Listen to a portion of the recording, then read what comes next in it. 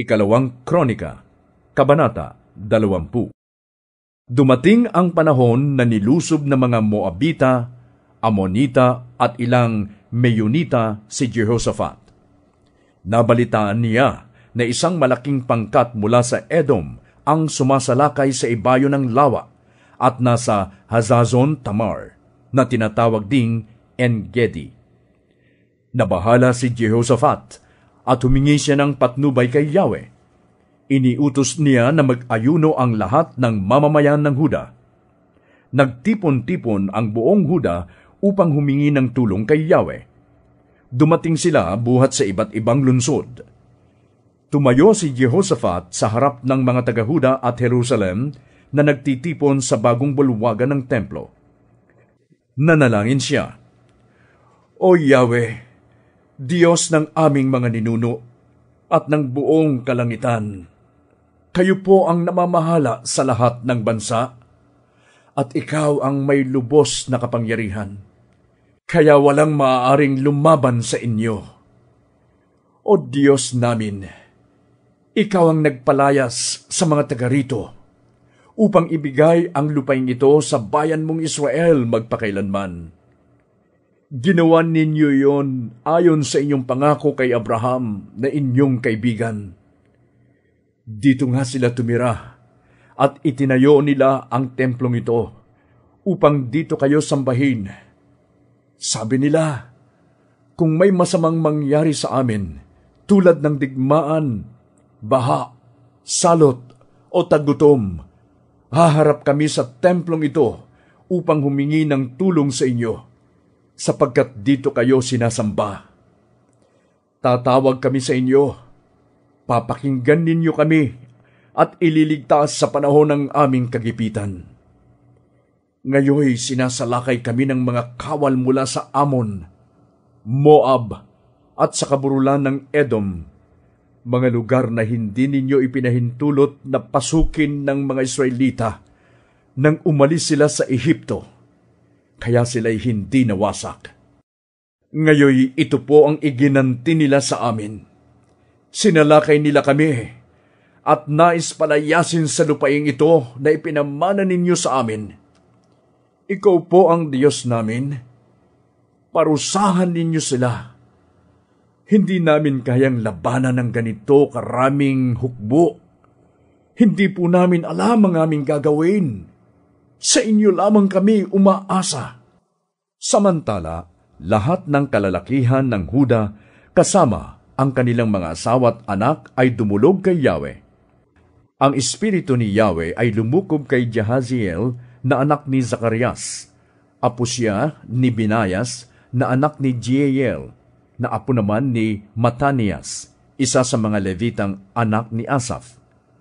Sinabi niya, "Makinig kayo, Haring Jehoshaphat, at kayo mga taga-Huda at Jerusalem. Ganito ang sinasabi sa inyo ni Yahweh. Huwag kayong matakot ni masiraan ng loob dahil sa maraming kaaway. Ang Diyos ang makikipaglaban at hindi kayo. Harapin ninyo sila bukas sapagkat aahon sila sa Ziz. Makakasagupa ninyo sila sa may dulo ng libis sa silangan ng ilang ng Jeruel. Hindi na kayo kailangang lumaban. Manatili na lamang kayo sa inyong kinatatayuan at maghintay.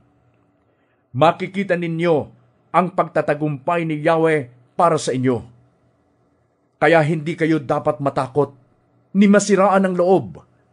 Harapin ninyo sila bukas, sapagkat si Yahweh ang kasama ninyo." Si Jehoshaphat at ang buong Huda at ang mga mamamayan ng Jerusalem ay nagpatira pa at sumamba kay Yahweh. Tumayo naman ang mga Levita sa angkan ni Kohat at Kora, at sa napakalakas na tinig ay nagpuri sila kay Yahweh, ang Diyos ng Israel. Kinabukasan, maaga silang lumabas patungo sa ilang ng Tekoa. Ngunit bago sila umalis, sinabi sa kanila ni Jehoshaphat, "Makinig kayo, mga taga-Huda at Jerusalem. Magtiwala kayo sa Diyos ninyong si Yahweh, at magiging matatag kayo. Maniwala kayo sa kanyang mga propeta, at magtatagumpay kayo. Matapos niyang paalalahanan ng mga tao, pumili siya ng mga awit na magpupuri kay Yahweh dahil sa kanyang kahangahangang kabanalan.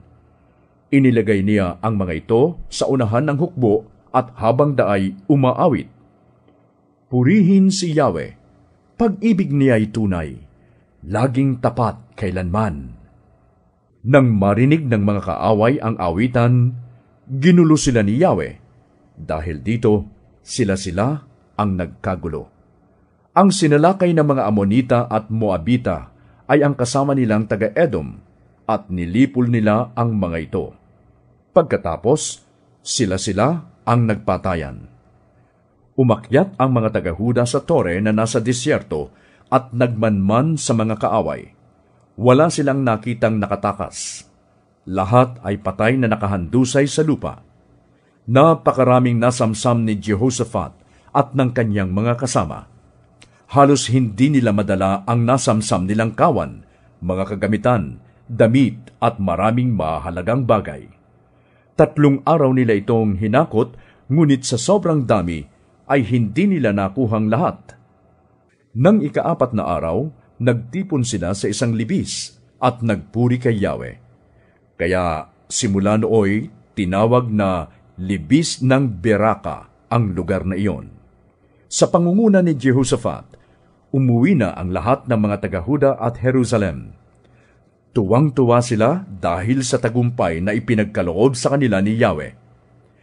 Pagdating nila sa Jerusalem at tumuloy sila sa templo, kasabay ng tugtog ng mga alpa, lira at trompeta. Mula noon, ang lahat ng kaharian at bansa ay natakot nang malaman nila kung paano tinalo ni Yahweh ang mga kaaway ng Israel. Naging tahimik ang buong nasasakupan ni Jehoshaphat at binigyan siya ng Diyos ng kapayapaan sa buong kaharian. 35 taong gulang si Jehoshaphat nang magsimula siyang maghari at namahala siya sa Jerusalem sa loob ng 25 taon. Ang ina niya ay si Azuba na anak ni Silhi. Tulad ng kanyang amang si Asa, ginawa niya ang mabuti sa paningin ni Yahweh.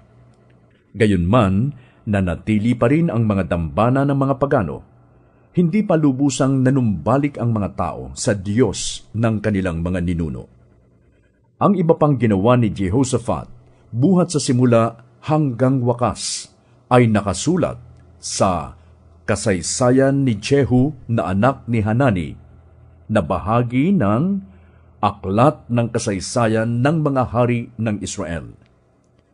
Dumating ang panahong si Jehoshaphat ay nakipagkasundo kay Ahazias, isang masamang hari ng Israel. Nagkaisa silang magpagawa ng mga malalaking barko sa Ezion-Geber. Sa ginawang ito, sinabi ni Eliezer, anak ni Dodavahu na taga Maresa, laban kay Jehoshaphat, "Dahil sa pakikiisa mo kay Ahazias, wawasakin ni Yahweh ang lahat ng ginawa mo." At lahat ng mga barkong ipinagawa nila ay winasak ng bagyo at hindi nakaalis.